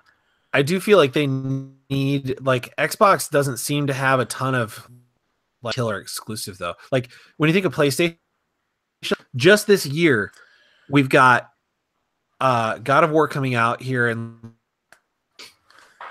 like a couple of weeks. We've got Detroit actually coming out. I mean, like huge killer exclusives coming to the PS4, and so what for Xbox? Like where huge exclusives that make people go like, oh my gosh. That's a third obvious one. What could they get? What could they get? Okay, so what could they get that would work? Like, my thoughts, if they got the next Arkham game, the next Batman game exclusive, if they got Rocksteady or whatever Rocksteady does, because you just mentioned Sony has Spider-Man. That's if you want to play a Spider-Man game, you have to have a PlayStation 4. That's huge. That will sell consoles. As good as this game is going to be, God of War, Last of Us 2, Death Stranding, all these things, Microsoft needs something big. And they can do a new IP, sure, that could be good. But, like, they would have to get, I think, like the next Batman game exclusively to Xbox. What if they... I don't think Batman's enough. It sounds odd saying this because Sony has Spider-Man, but what if they struck a deal with Marvel and one of their new, whatever they call it, their stages or whatever, they start blasting us with really good high grade Arkham level Marvel games, Avengers, their characters, and it's only available on Xbox. they need something, and that's why I said nothing's off limits, because obviously a lot of companies, not especially being outside, not first party like Sony, making Spider-Man or God of War, it'd be crazy for them to sign with just one company. They'd want it to go on all consoles, but they need something like a Batman, or they need like a Death Stranding caliber game to only be able to be played on the Xbox. Yep. And like you said though, Dave, that they're hindered, quote unquote, by the fact that, well, I just played on my PC. It'll be better there. I don't need a Xbox console. And so maybe they never, I don't think they ever can. I think they've just got to do the best they can. I don't think there's a chance at all that they can catch from their mindset, they don't need to. Right. It's a bonus. Yeah. It's a bonus for them to lead in the race, or like with Xbox 360, their machine was really great, and they had the majority of their IPs were pumping out strong, solid games. Halo was in its heyday. Gears, Splinter Cell, Gears. Because I think when Splinter Cell started off, it was strictly a PC game. I think the first one was only PC, was it? I'm not sure. I do not remember feeling like it was only an Xbox though. I feel like it was a Microsoft thing. I could be wrong because it's Ubisoft, but yeah. I know pretty early on I played one of the Splinter Cell games on PS2, but the first Splinter Cell game I ever played, the very first one that they put out, was on PC at college on my laptop, my Sony Vaio. I played it on my Sony Vaio. But yeah, they need their properties were never super strong either. I mean, they had some strong properties, but I mean their catalog, I should say, was never super strong. Like we've been saying, PlayStation's got Uncharted. They've got the Spider-Man stuff. Yep. They've got The Last of Us. They're coming out with they've got God of War that we've already talked about. They're coming out with this Days Gone thing, which might not be awesome or whatever. But they had not Splinter Cell. They had Metal Gear for the longest time. Mm-hmm. I think Tomb Raider. Yeah, it was Tomb Raider for a while. Was Metal Gear Solid 5? Was that the first one to come out? That couldn't have been the first one to come out cross-platform. I don't know. But yeah, I think you're right. The other Metal Gear games were cross-platform. Yeah. No, it makes sense. Being Kojima, but that was a huge property. Yeah, and that's I think you're right. Yeah, like for the next system, Xbox 2 or PlayStation 5, whatever they end up doing, I think they're going to be in the same boat if they don't come up with something impressive. And the iterations are different now that we have these half steps with the PS4 Pro and the Xbox One X. Yeah. Things may be different going forward, but if they want to continue to sell consoles, home consoles, and obviously they got their PC business too, but if they want to continue to sell a console that you need, a box that you need in your house, they've got to come up with something on par with the Uncharted, on par with Last of Us, God of War. I mean, the game, if you like to play games and you don't have a PlayStation 4, you're missing so much. Yeah. So much great things. I mean, you go all the way back to The Last of Us 1 or to Metal Gear Solid 5. I mean, obviously I know that's on everything. But if you go back to these games that they put out this generation that have just been... Siphon Filter was only PlayStation, right? I think that's true. Yeah. That was a great one. But it's crazy to be a gamer and not have a PlayStation. Think about it. If you don't have a PlayStation, you can't play God of War. You can't play Spider-Man. You'll not be able to play Hideo Kojima's new Horizon game. Zero Dawn. You can't play Horizon. Oh, my gosh. Detroit Become Human, which that may be more niche, but still technology being pushed and gameplay being different than anywhere else you can get. You can't that's 6 things I just named off the top of my head that are really recent that without a PlayStation 4 you cannot experience. You can't play them on That's PC. insane. That's insane. You need a PlayStation 4 if you like the game. Whereas the Xbox, you don't have those same titles. Like you couldn't play Sea of Thieves, okay, but you could play on PC. You can't play Forza. And again, a lot of people on the surface, they just think about PC. You got to remember, you can plug in your Xbox controller and play. Basically, when you talk, well, I like playing with a you can plug your PC into your TV, sit in your couch with a controller, and play it the same way as your Xbox. Yep. Yeah. Literally the exact same. Yeah. And this whole thing with half steps and stuff like that, like the Xbox One X definitely crushes the PS4 Pro as far as like performance, but at the end of the day, like if you don't like, you know, very few people are going to get an Xbox One X to play Forza. You know, like that's a very small group of people. Performance is not what moves consoles. For some people it may, but overall, like it's the games that you can play with that console that I think does it. I had an interesting thought about the Game Pass the other day because I was thinking about like, you know what, like if all of us eventually fall off of Sea of Thieves and like we're just not playing it anymore, like I'll just cancel my Game Pass, whatever, no harm, no foul. But like if I have my Game Pass for more than 6 months, then like that's $60 I could have bought that game by that point.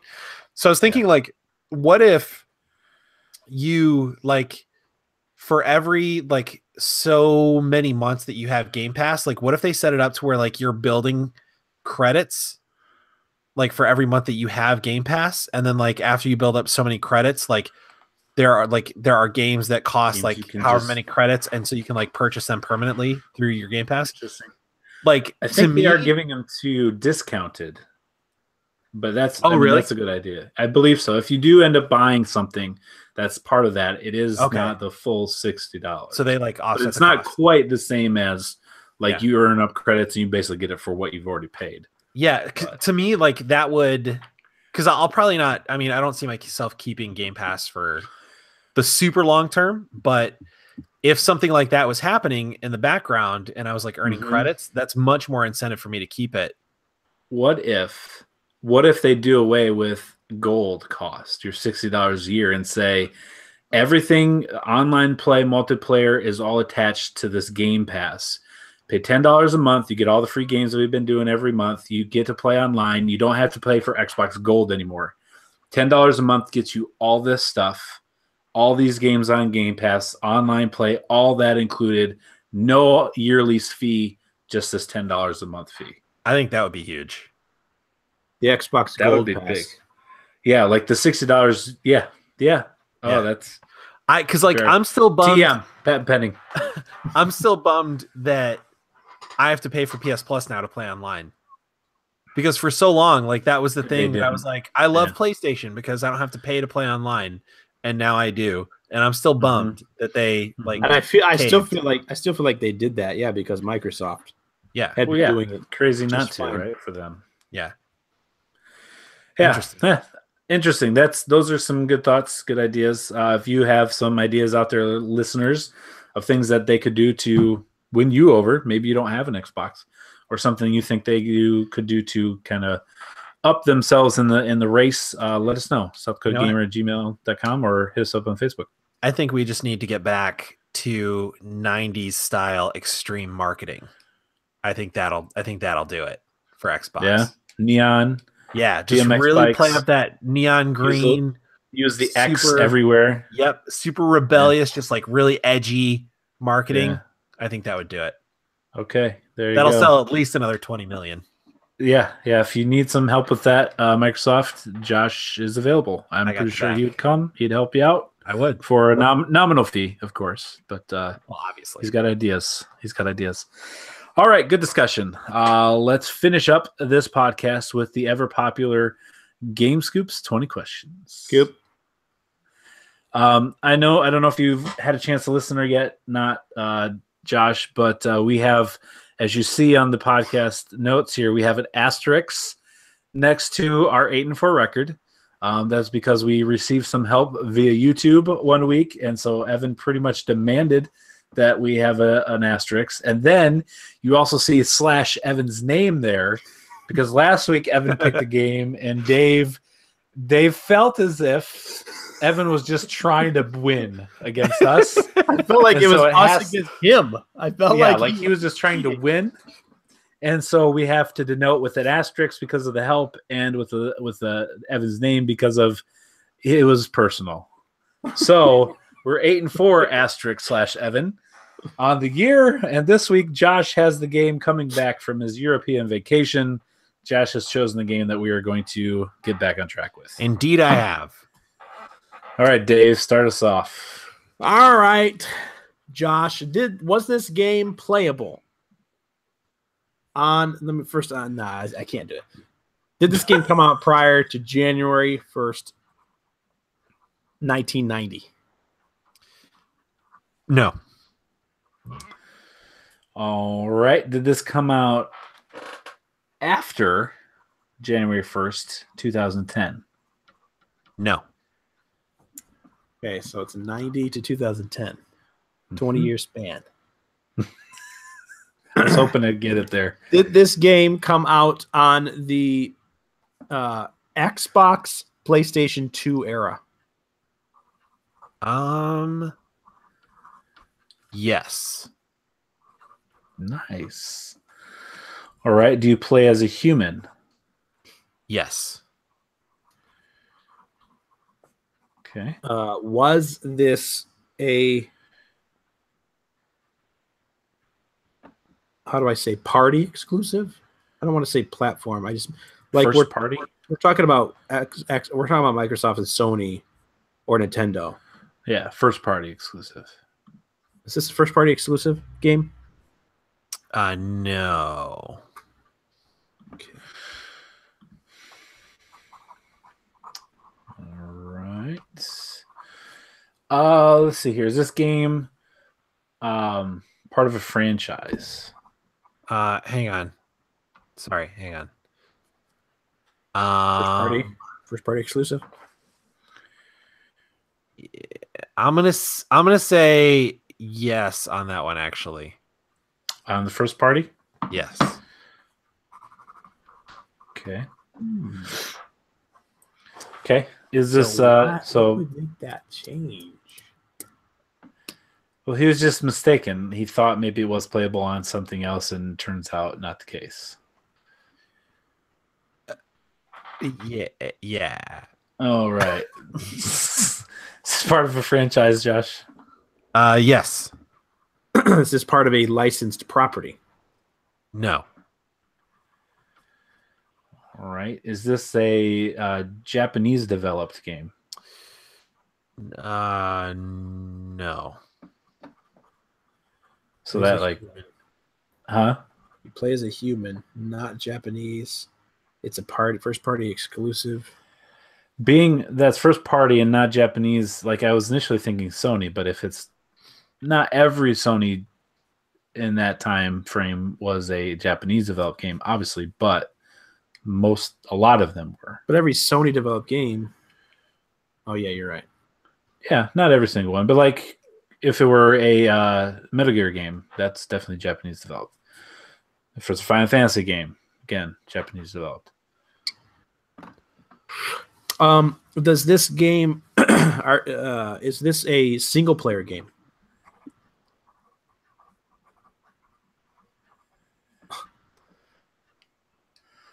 Josh's eyes are looking off to the left as if he is staring at something, trying to remember. It can be. It can be a single player game? Yes. I would say primarily it is, yes. Okay. Wait. No, wait a second. So first you said it can be a single player. Then you said it primarily is a single player? Yes. Wouldn't that mean it can be a multiplayer? Primarily a single player game? Why wouldn't you just start with it primarily is a single player game? Yes, primarily it's a single player game. All right. Okay. Do you shoot guns in this game? There are guns. There are guns in this game. That's 10. Wait a second. I'm not sure that's 10 yet. But I don't know if that was an actual. But do you, the character, the human character you play as, do you shoot guns? What? No. Okay, at least that's an answer. No. It's difficult to answer, but I would, if you press me on if you shoot guns or not, no, I would say no. And that's difficult to answer. Huh. There are guns that are shot in this game. Okay. What are you? Are you guys glad I'm back? Oh man, so much. Okay, so What does that make it? Like there are guns. Like this is. I don't think it's a racing game, but I'm just saying in a racing game, if you shoot a gun to start a race, there's a gun to shot. Can it be something weird like that where guns are being shot in this game, but you're not doing it? So who would be doing it? It could be on a vehicle, like vehicle shooting games, like a Twisted Metal or something, where you're not shooting out the window, but your gun is on the turret. They're being shot. Okay. And that's PS2, Xbox era. I don't know. What about? Well, you play as a human, so we know That's true. who the operator is if it's a vehicle. Sure. Like, you got Like what's things the like Geometry clown? Wars and stuff. Would you say, oh yeah, you play as a human, or would you say you play as a ship? In which one? In like Geometry Wars or something, a game like that. Like you're a ship in that, or but so in games like that what would that be called? It would be called a shooter, right? Yeah, I guess just not first person shooter, but yeah. Well, Those aren't really guns. This can be multiplayer. Yeah, I'm not saying it's Geometry Wars. I'm just kind of right. I gotcha. I'm trying to think of things where you're a human. Well, so we can get perspective, we can get genre. There's do you that's 11 or is that 10? 10. That was okay. 10. Yeah. Do you pilot or do you operate a vehicle of some sorts? I've liftoff. Chad's free firing up his carbonite. My furnace, it's snowed here. My furnace just kicked on. So let's get through this quick. Okay, Dave, you said, do you operate what now? A vehicle of some sorts. You, the player, do not operate a vehicle of any sort. Does not. Man, that's very... You, the player. So that mean there are vehicles in this game. Maybe big part. Okay. Could this be a strategy game? A real-time strategy game where you're commanding people to do this? Josh, is this an RTS? Yes, it is. Good. Okay. Nice job, Dave. So I have no idea. What RTSs do we have? Well, we've got. I'm not going to think of times right now because I'm bad with the dates. But we've got games like Age of Empires that Josh likes. That's a real-time strategy. We've got Dune. We've got StarCraft. We've got Command and Conquer. We've got Halo War, which that's a first party. He said it is a first party. He did say it is a first party. Age of Empires was not first party, I don't think, because it was on PCs where I played it, but I imagine it came to consoles. I'm trying to think if it came to consoles that early. I don't even know. But he did say it came out on that era. That generation, yeah. Xbox. So PS2 it could be on PC in that era. Yeah, but I'm reading into the fact that it was playable on a console. Because I said, did it come out on the Xbox PS2? Like StarCraft. Who developed StarCraft? Who is that made by? That's not Blizzard, right? It's Blizzard. Is it Blizzard? Yeah. Well, that's first party, right? Would that be considered first party? I don't know. I'm really bad at the first party stuff. Like, because first party is like the guys making Sony Santa Monica. That's a Sony studio, or Xbox, like the Forza games. Turn 10. That's an Xbox studio first party game. Okay. Blizzard does not own a console, but they make. I don't know. Well, what RTSs would be in that time? I think Halo Wars wasn't until 360. Okay. Correct? Yeah, well, StarCraft definitely was, because I was playing StarCraft as a teenager. And it's part of a franchise, and there are more. Yes. StarCraft has been around for a long time. Yeah.